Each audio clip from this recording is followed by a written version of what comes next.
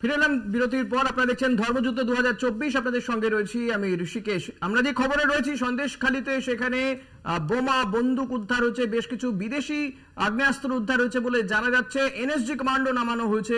আমরা এ নিয়ে আলোচনা করছিলাম। কোহিনূর, যে ছবি আমরা দেখালাম, আমরা গাড়ি দেখতে পাচ্ছিলাম, এর আগে দেখেছি, তবে এখন তো দেখালাম যে এনএসজি কমান্ডো তারা ঘোরাঘুরি করছেন এবং আবু তাহের মোল্লা। তবে একটা বিষয়ে আপনাকে কোথাও গিয়ে আশ্বস্ত করতে পারবো যে তিনি তৃণমূল করেন কিনা এরকম কোনো খবর নেই, অর্থাৎ তৃণমূলের সঙ্গে যোগাযোগ নেই, যদিও স্থানীয়রা বলছেন তিনি মেছোভেরির সঙ্গে যুক্ত রয়েছেন।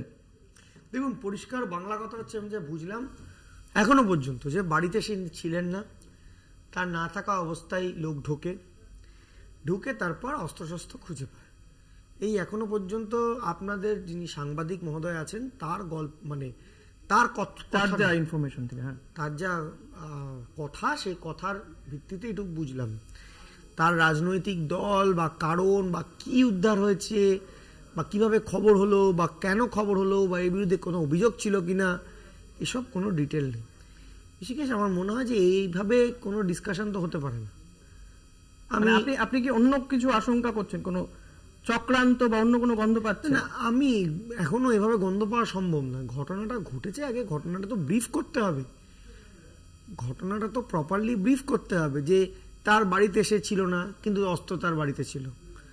এই যে কিছু কিছু ঘটনাগুলো অদ্ভুত, এগুলো তো ব্রিফ করতে হবে। মানে এগুলো আশঙ্কা জাগাচ্ছে কোথাও গিয়ে। আপনি আমার কথা, আশঙ্কা এখানে একটাই, আশঙ্কা একটাই যে অস্ত্র উদ্ধার হয়েছে, অস্ত্রটা তো অস্ত্র, সেটা কোথা থেকে এলো, কোন বর্ডার টপকে এলো, কে ওটা কে রেখেছে, কার জন্য ছিল,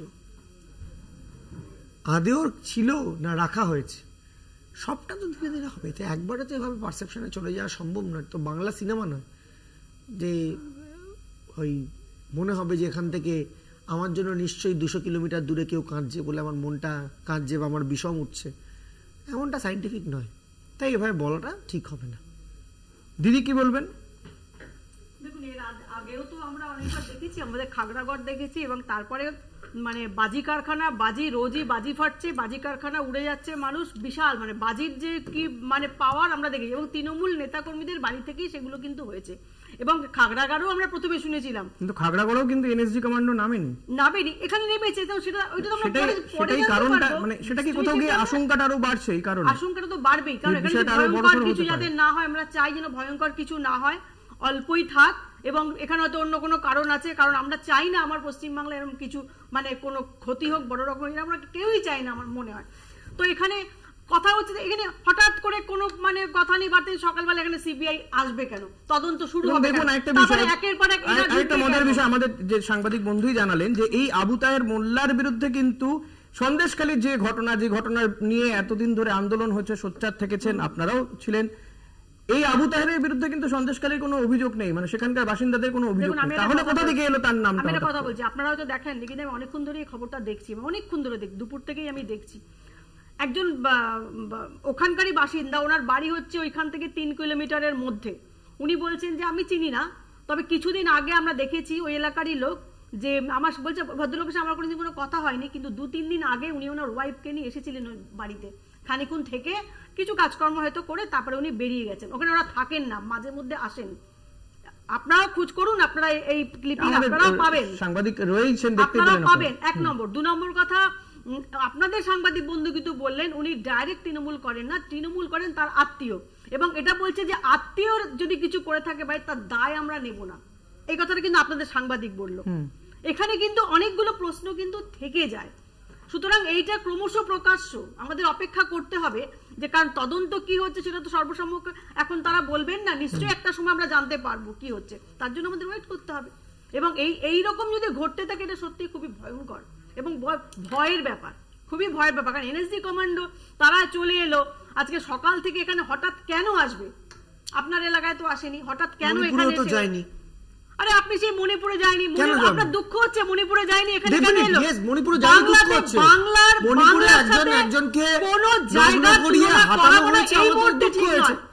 বাংলার সাথে কোন জায়গার তুলনা করা ঠিক নয়। বাংলাতেও আদিবাসীরা বিজেপিতে এসেছে বলে নাকে খত দেওয়া হয়েছিল, ভুলে গেছেন?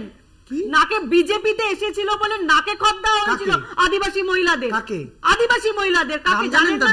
আপনি খোঁজ নিয়ে দেখুন, আপনাদের বিধায়করা যাদের কথা করেছিলেন, বলছেন বুঝেছেন? তিনি আমাদের খোঁজ নিয়ে দেখুন। পঞ্চায়েত হ্যাঁ। সমিতির নির্বাচিত প্রার্থী, আমাদের যার জন্য আপনি যে বলছেন, প্রার্থীও বিজেপি যার জন্য বলছেন তিনি আমাদের হয়েছে। তৃণমূল কংগ্রেসের নির্বাচিত আচ্ছা, প্রার্থী। দ্রৌপদী মুর্মুকে কি ভাষায় কথা বলা হয়? আপনারা আদিবাসী হেনতা নিয়ে কথাগুলো আবার বলবেন না, আদিবাসী নিয়ে কথা হলো। একদম বলবেন না কথা। আদিবাসী নিয়ে আপনি কোনো দ্রৌপদী কথা মুর্মু কথা বলেন, ওরা তো আবার বলবে এই দ্রৌপদী মুর্মুকে রাম মন্দিরে ঢুকতে দেওয়া হয়নি, তাকে তো সেখানে আমন্ত্রণ দাঁড় জানানো করিয়ে হয়নি। রেখেছে তো, এটা তো বলবেন তারা। দাঁড় করিয়ে আরে রেখেছে শুনুন, তো, ছবিতেও তো আছে, না, না, ছবিতে দেখাবো শুনুন, এক্ষুনি। আপনারা কখন কার প্রতি দয়া হয়, কখন কার কখন প্রতি না, না, দয়া নিজেদের আমাদের- সুবিধা মতো সবকিছু করলে হবে না। ঠিক আছে, হয়েছে।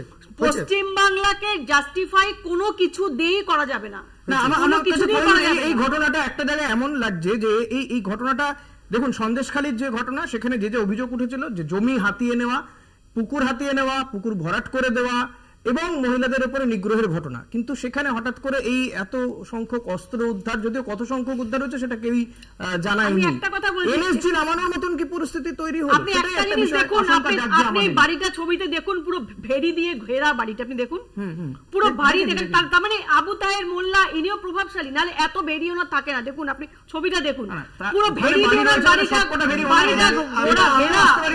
ঘেরা না।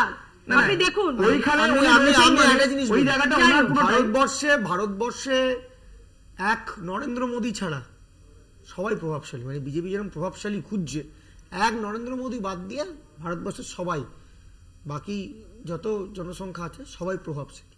আমার প্রশ্নটা হচ্ছে এই যে এখনো পর্যন্ত কোনো ঘটনা সিবিআই জানায়নি, কিন্তু বিজেপি সব জেনে গেছে। আসলে এটা হয়, আমরা মিডিয়া থেকে জেনেছি, মিডিয়া থেকে বলছি, আমরা কোথা থেকে জানবো? মিডিয়া বন্দ্যোপাধ্যায় বিচারের কপি বেরোনোর আগে, বিচারের রায় বেরোনোর আগে তিনি ফেসবুকে পোস্ট করে দিয়েছেন এটাই বিচার হবে। তো কি রাখা আছে, কি বিচার হবে, কি ডিসিশন হবে, ভিভিপ্যাট লাগবে কি লাগবে না, নির্বাচন কমিশনে কি হবে, এন্টায়ারলি বিজেপি ঠিক করে। তো ভেতরে কত কি অস্ত্র হবে সেটা বিজেপির মুখপাত্র থেকে জিজ্ঞেস করুন, অযথা সিবিআই। আরে এ তো মিডিয়া দেখাচ্ছে, আপনার কোথায় দেখিছে? এইখানে না দেখলে দেখুন না, অন্য কেউ দেখিয়েছে কিনা আমি জানি না, তাহলে তো আমরাও নিশ্চয়ই 12টা বিদেশি অস্ত্র উদ্ধার হচ্ছে, সেটা আমার বলেছে। আরে দেখাচ্ছে তো, আমি এখানে না দেখলেও আমি বলছি তো, আমি দুপুর থেকে হোয়াটসঅ্যাপে দেখে, না হোয়াটসঅ্যাপে না, আমি মিডিয়াতে দেখেছি। কোহিনূর এবং শর্মিষ্ঠাদি, আপনাদের দুজনকে ধন্যবাদ জানাতে হবে, আমাদের আর সময় নেই। অনেক ধন্যবাদ আপনাদেরকে সময় দেওয়ার জন্য। ধর্মযুদ্ধ 2024 এখন এই পর্যন্তই। আপনারা দেখতে থাকুন কলকাতা টিভি, রাত দিন 7 দিন।